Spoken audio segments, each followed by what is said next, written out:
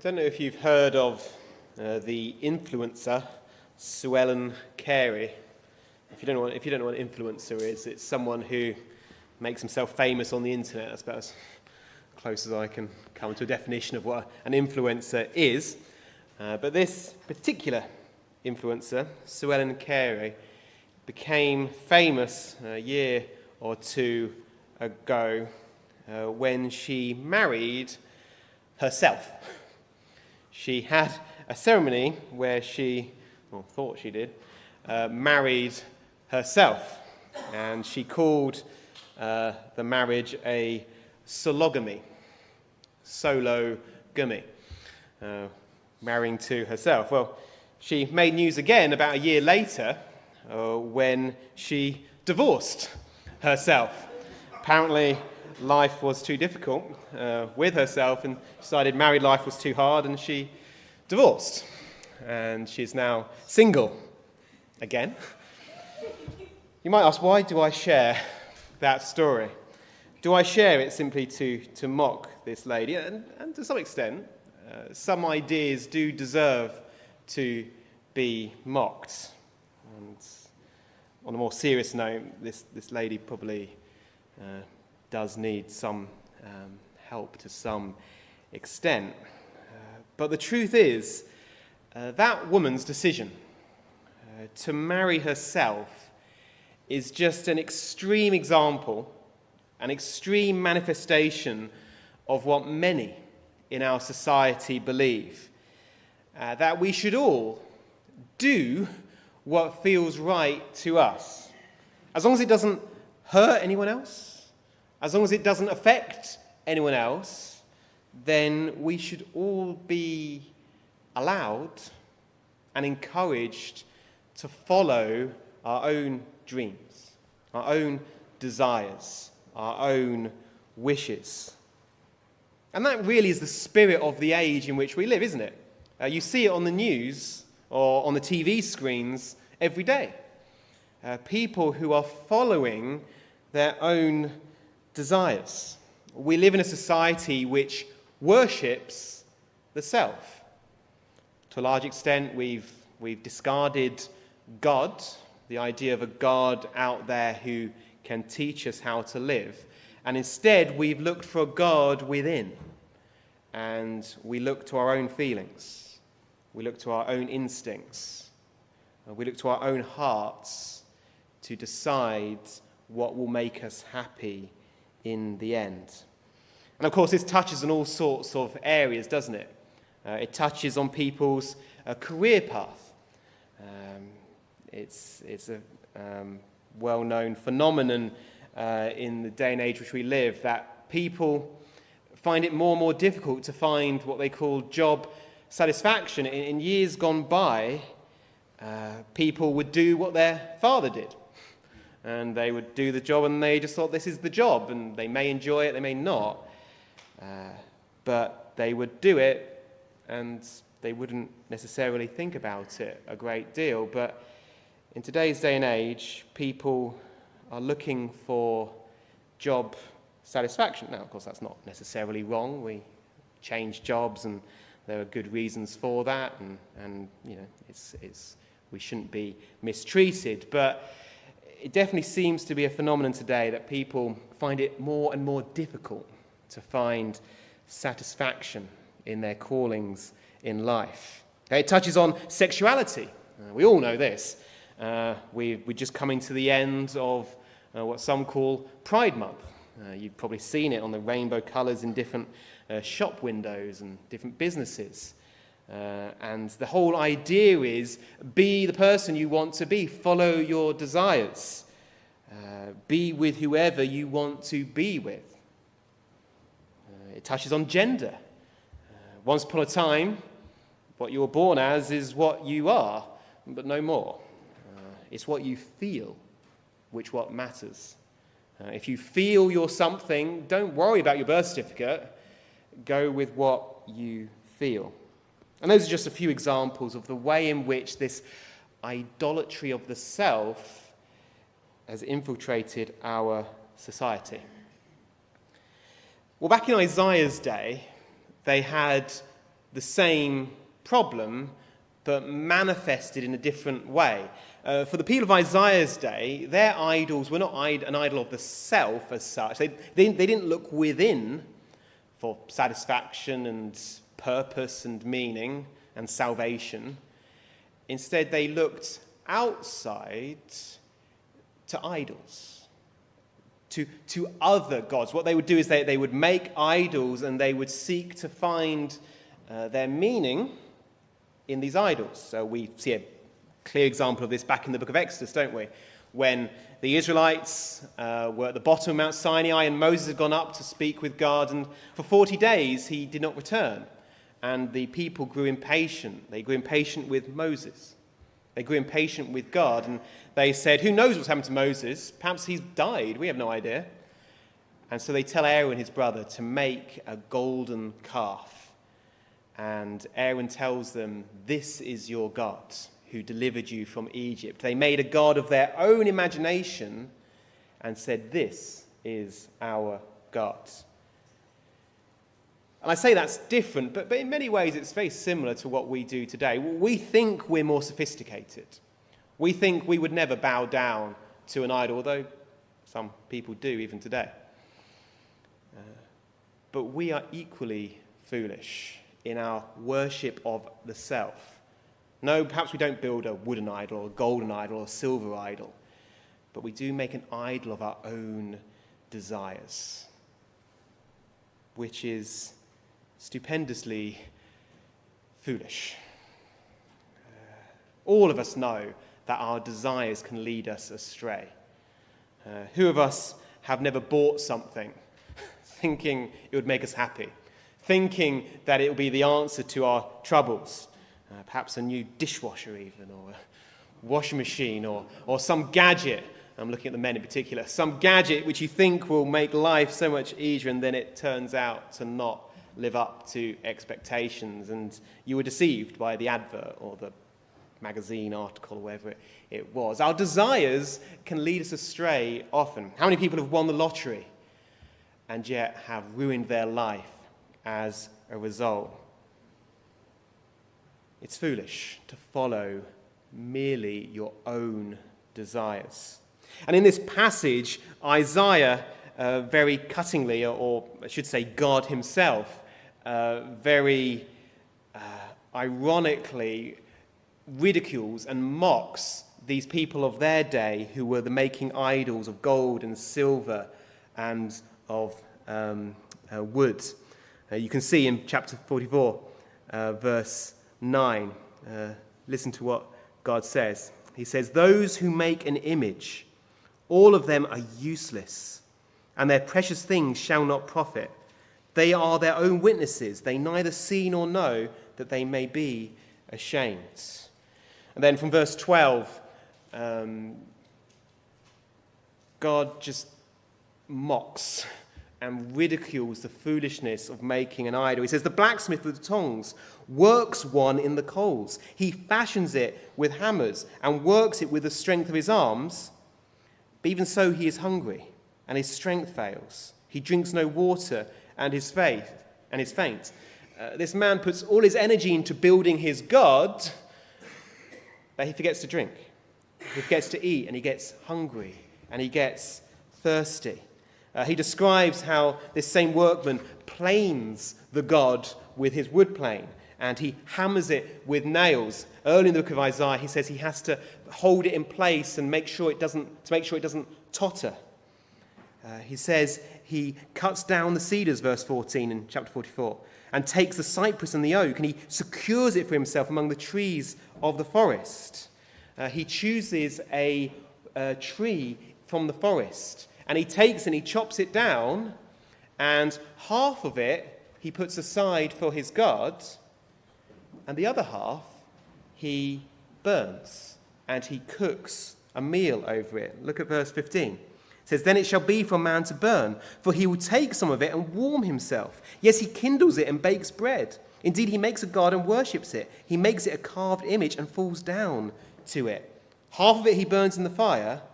With this half he eats meat. He roasts a roast and is satisfied. He even warms himself and says, I am warm, I have seen the fire. and the rest he makes into a god. And Isaiah just ridicules the foolishness. The same wood can be used to burn and to warm yourself and to make yourself a meal, and the other half you turn into your god. And you bow down and worship it and pray to it and say, "Deliver me, for you are a god." Verse 17. Now we laugh at the foolishness of that. How can they not see? How can they not see that the same wood is being used for both? How can the wood be holy in one part and not holy in the other? How can one half be God and the other half be fit only for firewood? And of course it is nonsense. But is what we believe today any less nonsensical? Tragedy is so many people today know the things our society believes is nonsense, but we're afraid to say it. We're afraid to say what most of us actually think in our heads. We know that feeling like you are a woman does not make you a woman. We know that such a thought is nonsense. We know that our desires can lead us astray. We know that mere sexual desire for another person does not mean it's right to act on that desire. Of course we know that is right, because we know that rape is wrong. We know that your desires do not make right. What you feel can be wrong. What your heart thinks, what your heart desires, can be massively misguided.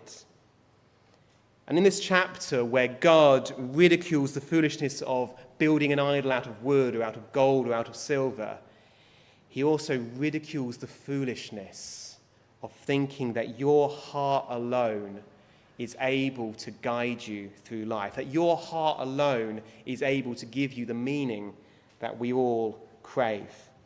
Look at verse 9 of chapter 45. I said I'd look at a few other verses. Look at verse 9 of chapter 45, just the following chapter.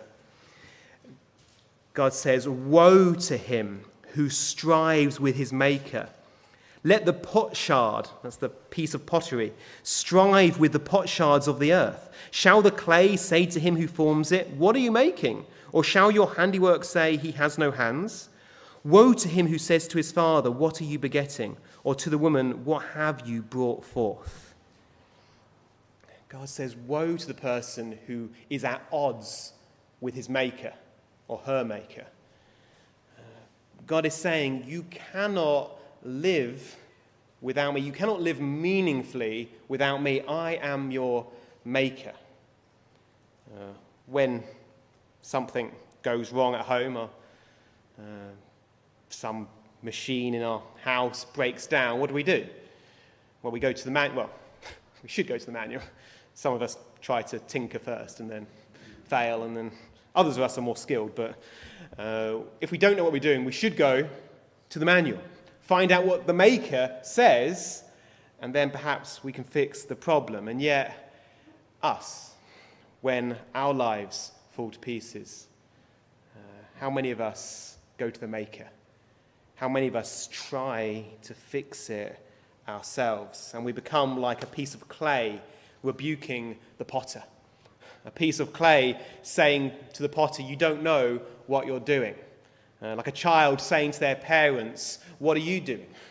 Who are you to tell me what to do? That's what we are like with God. Perhaps do this for an experiment. When you go home tonight, before you take your shoes off, take a good firm grip of your shoelaces or of your bootstraps, and try to lift yourself up by your own shoelaces. I can tell you already what's going to happen. Nothing, except you'll make yourself tired and exhausted. It's impossible to lift yourself up by your own shoelaces. But that's the foolishness of looking elsewhere, looking in our own hearts for meaning and purpose. You will not find it. You cannot find it within yourself. You need to look outside yourself. Ultimately, you need to find it in the God who made you. That's the lesson of these chapters of Isaiah. You cannot reject your Maker and hope to find salvation. You cannot reject your Maker and hope to find ultimate happiness. Think of a wheel. A wheel's purpose is to roll, isn't it? That's what wheels are made for. But you realize that a wheel cannot roll unless it has something which is not wheel outside of it to roll on. It cannot float in space and roll because it needs that firm, solid, strong foundation for which it can roll upon. A river flowing might say that it was restricted by its banks, but if a river did not have banks, it would just create a swamp. For a river to have direction, it needs those banks to guide it, and it is the same with us.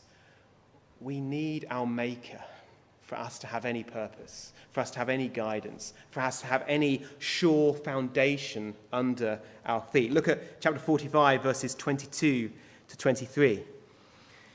God says, "Look to me and be saved, all you ends of the earth. For I am God, and there is no other.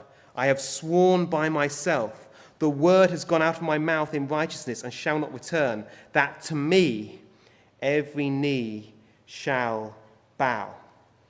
Back in the chapter which we read earlier, chapter 44, verse 8, God says, "Do not fear, nor be afraid. Have I not told you from that time and declared it? You are my witnesses. Is there a God besides me? Indeed, there is no other rock. I know not one." God says, "I am the rock. I am the only one you can build on. Your idols, they'll fail. Your desires, they'll deceive you. Look to me. Build on me. Listen to me." It's interesting, a little bit later, he mocks the idols, again, all the people who make them, because they're such a burden to carry. Even as the people are being carried into captivity, they carry their idols with them, and they're a burden for them and to their oxen. And God says this to them, he says, "Listen to me, O house of Jacob, and all the remnant of the house of Israel, who have been upheld by me from birth, who have been carried from the womb. Even to your old age I am he, and even to grey hairs I will carry you. I have made and I will bear, even I will carry and will deliver you." It says, you carry your idols, but I've been carrying you, and I can carry you. Reminds me of the story I heard of a child in an aeroplane, and she was sitting on her father's lap. And this man who was sitting in another seat was watching, and this child was throwing a tantrum. And in her tantrum and in her rage, she reached up and slapped her father round the face. And the man who was watching this pondered that and thought, isn't it strange? That child slapped her father round the face, but she would not have been able to do that unless the father had been holding her up on his lap. How like that is with us and God. God gives us life. He gives us breath. He holds us in his hands. And what do so often? We, as it were, by our sin, slap him round the face. We ignore him. We complain about him. We rebuke him when our lives don't go the way we want them to. And like that child, we do what we would not be able to do unless he in his mercy gave us life. In these chapters, a particular character keeps coming up, a king called Cyrus. And God seeks to persuade his people that he is more reliable, that God is more reliable than their idols, because he foretold that this King Cyrus would come years before he did. He says, look, I'm going to tell you his name. His name is Cyrus, and I'm going to raise him up, and he's going to conquer the Babylonian Empire, which is going to carry you captive. I'm going to raise him up, and he's going to send you back to the land in which you are being taken captive to. And he says, your idols cannot do that. Your idols cannot speak. They cannot tell the future from the past. They cannot tell you the things which are going to happen. And so God seeks to persuade them and says, look, here's his name, Cyrus. When he comes, you'll know. You'll know that I'm more reliable than these idols. Now, you may know that there's a lot of fighting over the book of Isaiah, and particularly these chapters, because scholars come to these chapters and they read about King Cyrus, and they say, well, clearly these verses were written after King Cyrus. They were written after the Israelites came back from captivity in Babylon. Clearly, Isaiah's, or some prophet like him, is writing these things and pretending that he's foretelling these things from the future. Now, for a start, I don't know how that would have deceived anyone. Doesn't mean much if someone makes a prophecy after the thing has happened. If I tell you the lottery numbers the day after they come out, I don't think you're going to be very impressed. So I'm not sure how that works. But even if you want to argue that, if you want to say, no, these things were written long after the events actually happened, it wasn't really a prophecy, almost to convince us and to give us no argument, God's given us another chapter, Isaiah 53, which is far more difficult to argue against. In all these chapters, and I wish I could go into all the detail of it, but there simply isn't time, but in these chapters, God encourages people to reject the idols, reject their own opinion, reject the desires of their own heart, and to come to him, build on him, listen to him. And he speaks about his arm. He speaks about the arm of the Lord, which is going to save them. And when he speaks of the arm of the Lord, he's speaking about his salvation, his strength. He says those idols are useless, their strength is pitiful, is non-existent, but I'm going to reveal my arm. I'm going to reveal my strength. And in Isaiah 53, he describes his arm. He reveals his arm to Israel who are wanting to reject him. Look at verse 1 of chapter 53. God says, "Who has believed our report?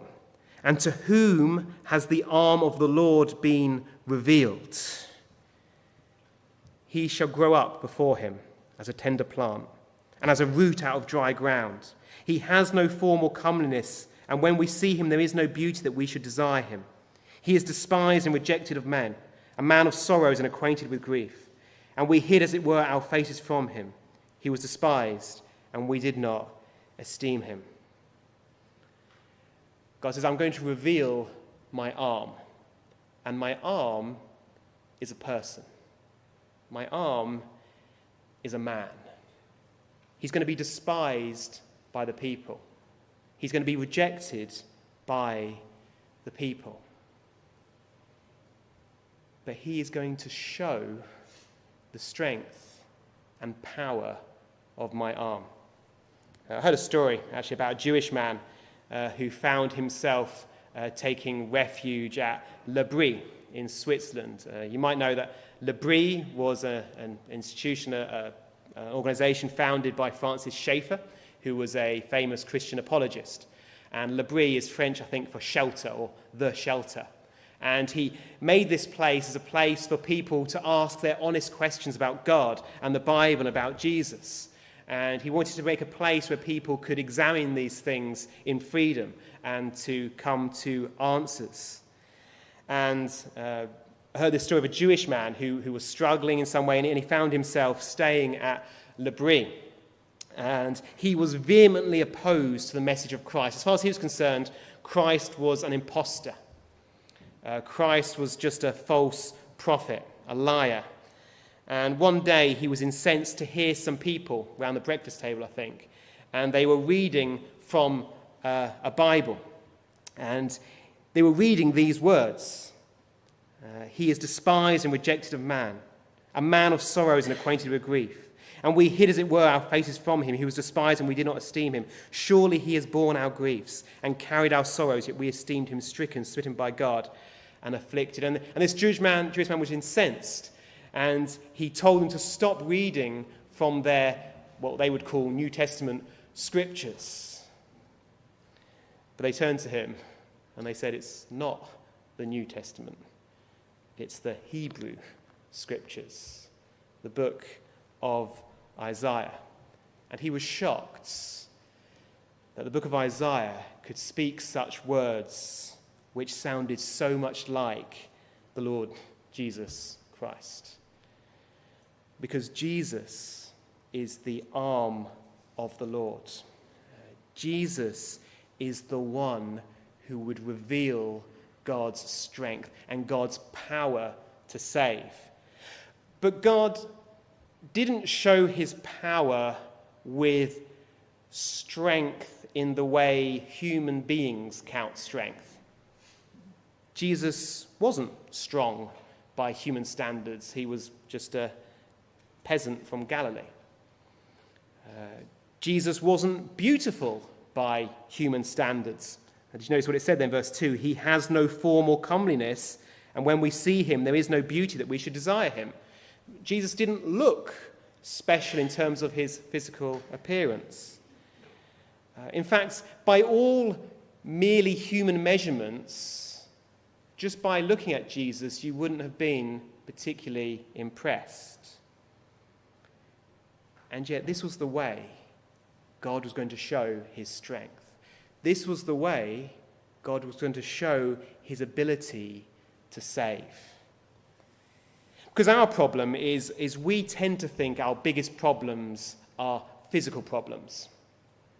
Even people who followed Jesus in his day wanted him to free them from the Romans. We think that our biggest problems are the problems that we face on a day-to-day basis, but God knows that's not actually our biggest problem. War is not our biggest problem. Taxes are not our biggest problem. Even sickness isn't our biggest problem. Our biggest problem is our sin. Our biggest problem is our refusal to listen to God and to go our own way. As Isaiah puts it, all we like sheep have gone astray. That's Isaiah 53, verse 6. We've all gone our own direction. We've worshipped the idols of our hearts. And because of that, we deserve punishment. Because of that, we deserve God's righteous judgment. That's our biggest problem. The biggest problem is facing God not as our friend, but as our enemy, which we've all made him by our rejection of him. Yes, we might not be evil in the same senses as the famous evil men of history, or evil women of history, but all of us have gone our own way. All of us have a tendency to listen to our own hearts and not listen to him. And for that reason, we deserve judgment. But what God did is he stepped into this world, not outwardly impressive, not with a huge army, not with a golden crown on his head, but he came as a peasant, a baby in a manger. And he came to this sin-sick world, but he lived a perfect life, a sinless life. And at the end of that life, he was crucified on a cross. And on that cross, he bore our sorrows. He took our transgressions. Isaiah 53, verse 5, he was wounded for our transgressions. He was bruised for our iniquities. The chastisement for our peace was upon him, and by his stripes we are healed. All we like sheep have gone astray. We have turned every one to his own way, and the Lord has laid on him the iniquity of us all. That's the arm of the Lord. That's his strength and his power. that when Jesus looked at his most weakest, when Jesus looked at his most defeated, he was actually winning his greatest victory. Because on that cross, he took our sin on himself so that anyone and everyone who trusts in him can be forgiven. As I say, that was written many centuries before Jesus came to this world. If you want to argue about Cyrus and when the book of Isaiah was written, you can do that. But you cannot argue with Isaiah 53, when God said, a man is coming. A man is coming who will reveal my strength. A man is coming who will redeem my people. And that offer is open to all of us today. It was open to the people of Isaiah's day, although Jesus was yet to come. It was open to the people of Jesus' day, when he was doing what he came to do. But it's open to us today as well, to accept this wonderful offer of salvation. God gives us the same challenge.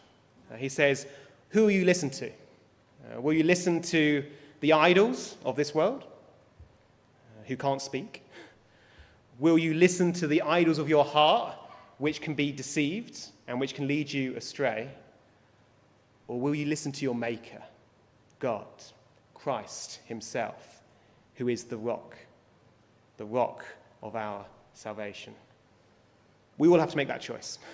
We all have to decide today who we're going to listen to. And you will.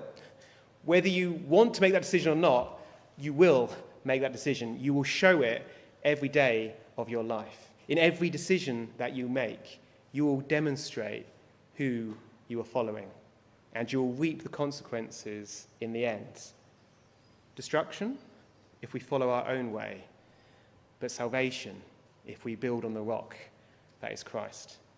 And that's what I've chosen as our final hymn, number 656. A hymn which is based on Psalm 23, that famous psalm which speaks of the Lord being our shepherd, which is just another way of referring to building our life on God. Number 656, the King of love my shepherd is, whose goodness faileth never. I nothing lack if I am his, and he is mine forever. And look at verse 3. Perverse and foolish oft I strayed, but yet in love he sought me, and on his shoulder gently laid, and home rejoicing brought me. So let's close by singing 656.